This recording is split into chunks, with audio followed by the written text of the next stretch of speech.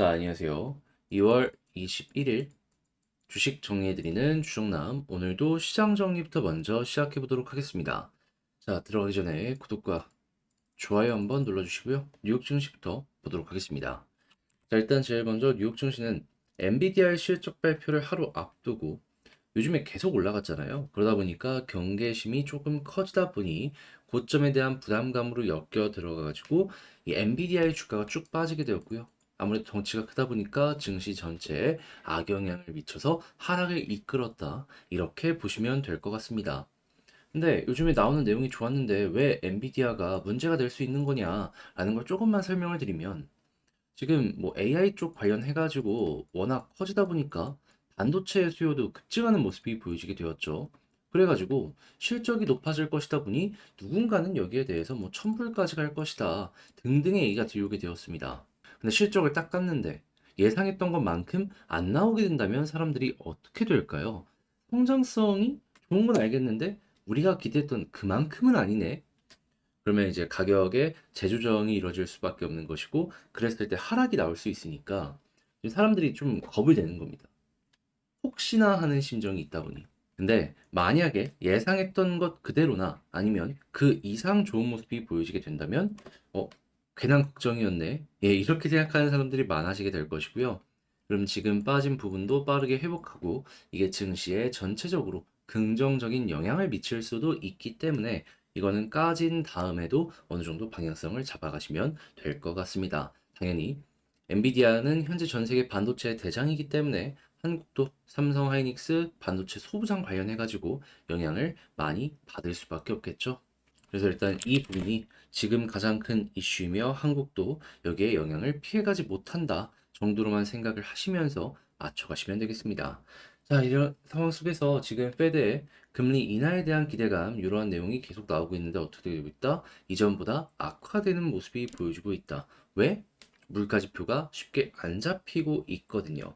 그랬을 때 여러분들이 보셔야 되는 건 뭐냐 하면 이제 FOMC 의사록이 한 번씩 공개가 되잖아요. 근데 오는 21일에 의사록 발표될 예정입니다. 그러니까 우리 오늘 잠들고 일어나면 나온다는 것이겠죠. 여기에서 이제 금리 인하에 대해서 연준 위원들의 스탠스가 어떤지 한번 보시면 좋을 것 같고요. 자, 그런 상황 속 현재 시카고 상품권에서 페드워치 5월달 금리 인하에 대한 가능성은 33, 그리고 6월달 76.6이기 때문에 이게 올라가면 호재, 떨어지면 악재 생각을 하시면서 이런 내용 때문에 여기에 어떤 내용들이 반영이 되는지 요거 한번 지켜보시면 괜찮을 것 같습니다.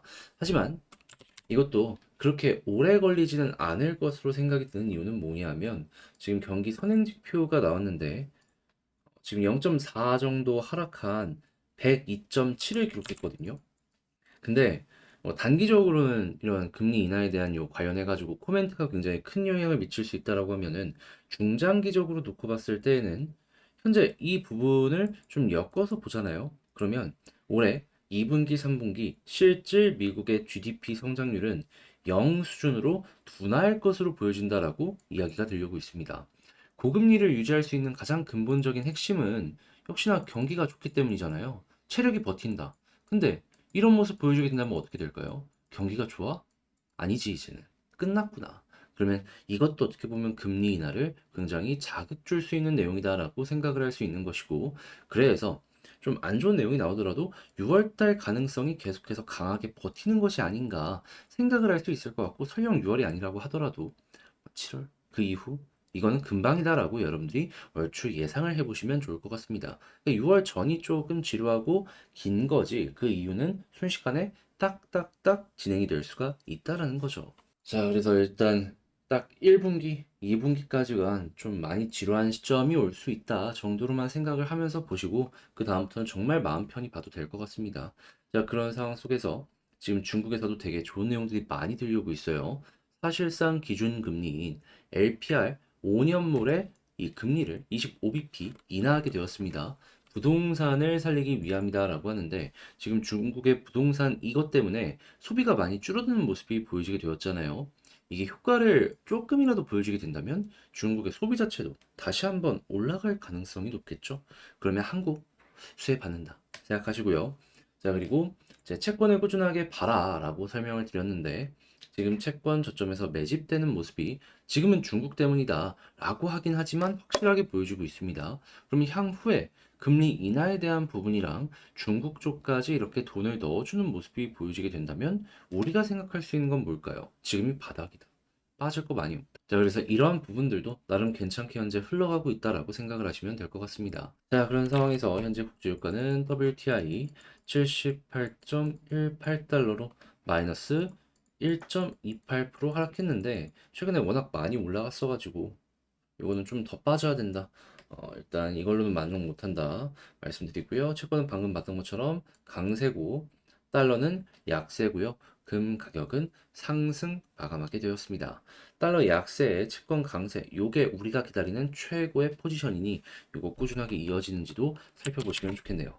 자, 그럼 이외에 우리가 봐야 되는 뉴스들이 뭐가 있는지 하나씩 살펴보는 시간을 갖도록 하자면 자, 일단 포드가 미국의 전기차 가격 최대 1,000만 원 인하하면서 점유율 확대를 위한 치킨 게임에 들어서는 이런 모습 보여주고 있습니다.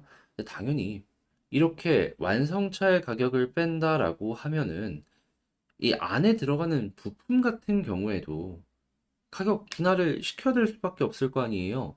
그러면 우리가 여기서 이제 생각할 수 있는 케이스, 뭐 현대 같은 경우에도 가격 빼야 될 수밖에 없을 테니까 경쟁을 하려면은 이러한 부분 이제 감안을 해야 되는데 이제 부품 같은 경우에도 야 부품 가격은 그대로지 않겠냐라는 거 절대 아니다라고 말씀드릴 수 있는 게 한원 시스템 예 매각 들어가기 전에 몸값 10조까지도 얘기가 나왔던 종목이거든요.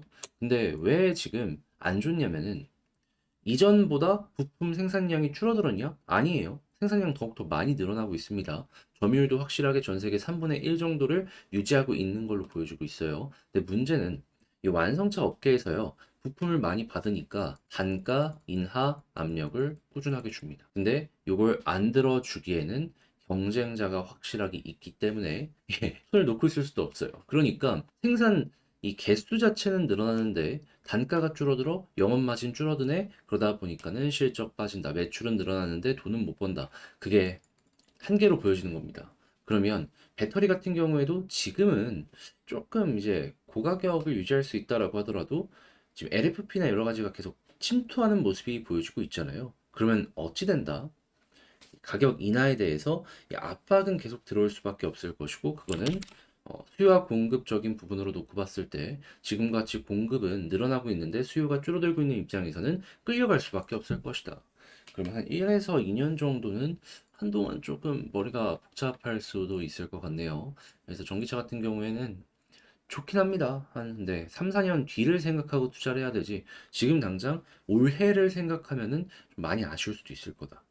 자, 그리고 반도체 같은 경우에는 지금 HBM, 이 하이닉스에서 세계 최초로 양산하고 당분간 독주 이야기 들려오고 있어요. 그래서 요 관련해서도 지금 어느 정도 삼성이 수요를 잡아갖고 이렇게 발표를 한 것 같으니까 지금 삼성 같은 경우에도 이 수요를 못 잡아가지고 상용화가 제대로 안 되고 있다고 듣고 있거든요. 요거 수요를 잡히는 모습이 보여지게 된다면 아, 이쪽 또 치고 갈 수 있겠구나 기대 한번 해보시면 좋겠습니다. 자, 그리고 HD, 한국조선해양 두 달 만에 암모니아 운반선 13척을 수주했다라고 해요. 근데 암모니아가 뭐의 핵심이다? 수소 생태계. 근데 전 세계적으로 이렇게 많이 팔리는 게 보여지게 된다면 수소 자체가 많이 지금 떠오르고 있다라고 볼 수가 있는 거잖아요. 자, 그러면 뭐 아모니아가 뭐 질소비료 이런 데 쓰인다라고 하더라도 이 정도라면 이 수소 쪽도 확실하게 올라가는 것이기 때문에 예, 여러분들 수도 관련해가지고 한국만 좋은 게 아니다. 한국만 시끄러운 게 아니다. 요 다음을 준비한 이들 있구나라는 걸 감안을 하시면서 보시면 좋을 것 같습니다. 자, 그리고 지금 현대기아 1월 유럽 판매 전년 대비 1.2% 증가했는데 점유율은 하락했다라는 걸 봤을 때 유럽 시장도 살아나고 있다라는 게 보여지고 있어갖고 이것도 한번 보시면 좋고요. 자, 그리고 지금 LG 디스플레이 LCD 공장을 지금 매각하려는 움직임이 보여지고 OLED에 힘준다라고 합니다. 자, 근데 알아야 될 건 뭐다? 삼성이랑 같이 손잡고 OLED 올라오는 기업들을 막으려는 움직임이 보여주고 있다. 현금 바뀌고 투자 계속하는 모습이 보여지게 된다면 여러분들 이것도 한번 OLED 쪽으로 지켜보시는 거 좋을 것 같습니다. 자, 그리고 엔터조에도 봄날이 올까요? 3월달 반등 가능성 요 이야기 들려오고 있는데 여러분들이 여기서 핵심으로 봐야 되는 건 뭐냐면 왜 빠졌냐? 중국에서 공동 구매가 많이 빠졌기 때문에. 근데 공동구매가 왜 빠졌다? 돈이 없어서. 경기 안 좋잖아요.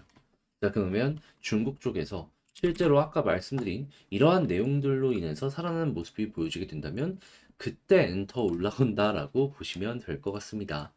자, 그 다음으로 바이코리아 10년 만에 최장 기간 이어지고 있다라고 해요. 외국인이 한 달 동안 8,004억 원을 쓸어 담았다라고 하는데 이게 아무래도 환차익 플러스 한국 시장이 전 세계적으로 봤을 때 좀 저평가되어 있는 부분이 없잖아 있다? 이것 때문에 그런 것 같거든요. 그러면 금리 인하에 대한 부분이 본격적으로 적용이 되면은 이제 달러의 가치가 빠지고 원화의 가치가 올라가는 모습까지 보여주고 그들은 환차익을 위해서 투자한 거 제대로 이제 성과를 낼 수도 있기 때문에 그 부분에 가장 큰 좀 폭등이 나올 수도 있다. 요거 기대하면서 보는 것도 상당히 괜찮을 것 같습니다. 자, 이렇게 말씀드리며 오늘의 시장 정리 한번 싹 해봤는데 어떻게 도움이 되었을지 모르겠어요. 최대한 열심히 해봤는데 여러분들께 잘 들렸으면 좋겠고요. 괜찮게 봤다라고 생각을 하신다면 구독과 좋아요 한번 부탁드리고 지금 말씀드린 내용들 같은 경우에는 장 시작하기 전에 우리 텔레그램 공부방을 통해서 업로드를 진행해 드리고 있으니까 같이 한번 보고 싶다 하시는 분들이 있다면 영상 소개란에 있는 링크를 클릭하시고 이렇게 공부할 수 있는 내용들 같이 한번 보셨으면 좋겠습니다. 자, 그러면 개별 종목 살펴보도록 할게요. 자, 안녕하세요. 제가 이번에 가지고 온 종목은 두산 에너빌리티를 가지고 왔습니다. 역시 포인트는 이 구간이 맞았어요. 딱 딛고 올라가죠. 이 수급이나 여러 가지가 유지가 된다면 이 추세는 앞으로도 계속될 가능성이 높을 것이다라고 생각을 할 수 있을 것 같은데 여러분들이 핵심으로 짚으면 좋을 내용 뭐가 있는지 하나씩 살펴보도록 할 테니까 들어보시고 도움되면 구독. 자, 일단 가장 먼저 나오고 있는 뉴스 보면 이러한 부분이 보여주고 있습니다. 이유판 IRA 요거 원전 업계에 호재로 혹시 작용할 수 있을까? 요거를 그냥 간단하게 말씀드리면 지금 미국이 인플레 감축법 얘기를 하면서 외부에서 들어오는 제품에 대한 견제 요런 것들을 하고 있잖아요. 유럽도 똑같이 한다라고 생각을 하시면 될 것 같습니다. 자, 그러면서도 이제 여기에서는 조금 더 미국보다 강한 탄소 중립 관련된 내용이 현재 확인이 되고 있는데, 근데 2021년 전에 꾸준하게 나왔던 내용과 원자력이 여기에 수혜를 받을 것으로 보여주고 있다. 근데 그럴 수밖에 없는 게 이 내용이 결국에 바라는 거는 이 유럽 내에서 제조업을 일으키는 거거든요. 근데 지금 유럽 상황 어떻습니까? 전기가 너무 비싸요. 그렇다라고 탄소 발전하는데 화력 발전을 뗄 수는 없을 거 아니에요. 그러면 풍력이나 뭐 태양광을 늘리던가 해야 되는데, 근데 지금 전기 사용량 자체를 놓고 봤을 때 그 증가량이랑 투자하는 양이랑 비교를 하면은 턱없이 부족합니다. 그러면 결국에는 싼 값이면서 안정적으로 전기를 조금 끌고 올 수 있는 원전이 사람들에게 굉장히 주목을 받을 수밖에 없는 거고, 그럼 당연히 투자가 될 수밖에 없다라는 거예요. 전기세가 비싸면요.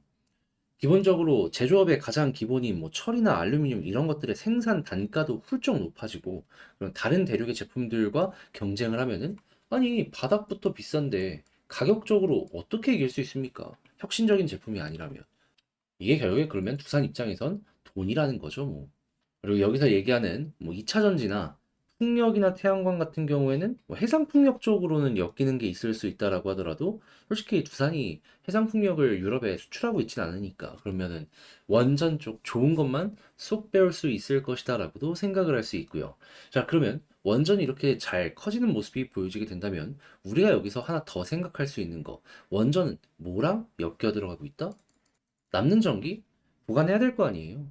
그랬을 때 수소가 최고의 대안으로서 많이 주목을 받고 있는데, 네, 이게 단순 기대감에서 끝나는 게 아니라 지금 벌써 어떻게 되고 있다? 암모니아 운반선 주문이 늘어나고 있다. 이 암모니아가 왜 중요하냐면요. 수소를 그냥 파이프로 연결한 대로 이렇게 쏴주면 좋거든요.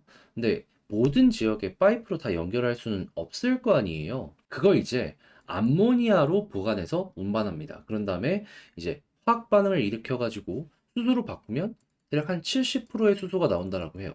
그리고 이쪽은 한국이 거의 독점하고 있다 싶을 정도로 좀 높은 점유율을 가지고 있기 때문에 바로바로 확인할 수 있어가지고 아, 이쪽이 확실히 커지고 있구나라는 것도 다시 한번 확인을 할 수 있는 거죠. 일단 원전 전 세계 탑 플레이어 중에 하나고 수소도 전 세계 탑 플레이어 중에 하나잖아요. 이건 돈이 안 될 수가 없는 거죠. 자, 그래서 이제 이런 것들이 복합적으로 보여지게 되다 보니까 이 두산 입장에서는 현재 나쁠 게 전혀 없는 상황이다 생각을 할 수 있었는데 오늘 또 제가 그렇게 강조를 드렸던 121선 뒤져주니까 이렇게 올라가죠.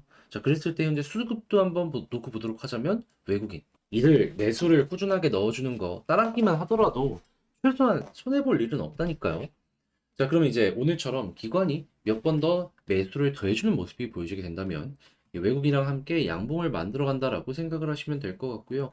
자, 그리고 나서 외국인 꾸준하게 홀딩하는 모습이 보여지게 된다면 우리도 따라서 자, 그리고 여기에서 지지라인과 그리고 이제 목표를 하나씩 짚어보도록 하자면 지지라인은 이평선 몰려 있잖아요. 이 아래로 떨어지지 않는다면 걱정 안 해도 될 것 같고 그리고 나서 현재 위치 꾸준하게 돌파하고 방향지체가 바뀌게 된다면 생각할 수 있는 것. 과거에 꾸준하게 핵심 라인 돌파하니까 481선 언저리까지는 올라갔었잖아요. 이번에도 일단은 여기까지는 목표를 잡고 끌고 가보셨으면 좋겠고요. 그런 다음에 여기를 돌파했다? 그럼 이제 이평선이 되게 가까워졌잖아요. 그럼 이젠 다음 거 봐야죠. 매물대를 딱 넓혀보는 겁니다. 자, 그랬을 때 뭐가 보이죠? 2만 원에 뭐가 두꺼운 게 있죠? 여기에 사람들이 제일 많이 물려 있다는 거예요. 이 아래까지만 노려보자. 빈 공간, 요거 추가 상승 기대해 보는 거죠.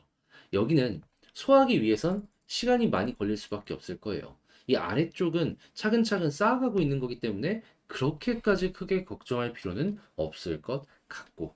자, 이렇게 해서 두산 에너빌리티 현재 위치에서 이 좋은 흐름 유지하기 위해 우리가 봐야 되는 것들을 하나씩 짚어봤는데 요거 총정리하면서 영상까지 맞춰보도록 하자면 일단 첫 번째 뉴스를 봤을 때 우리가 기다리는 원전은 너무 좋을 수밖에 없고 이 수소 같은 경우에도 드디어 본격적인 투자가 들어서기 시작했다. 가야 된다.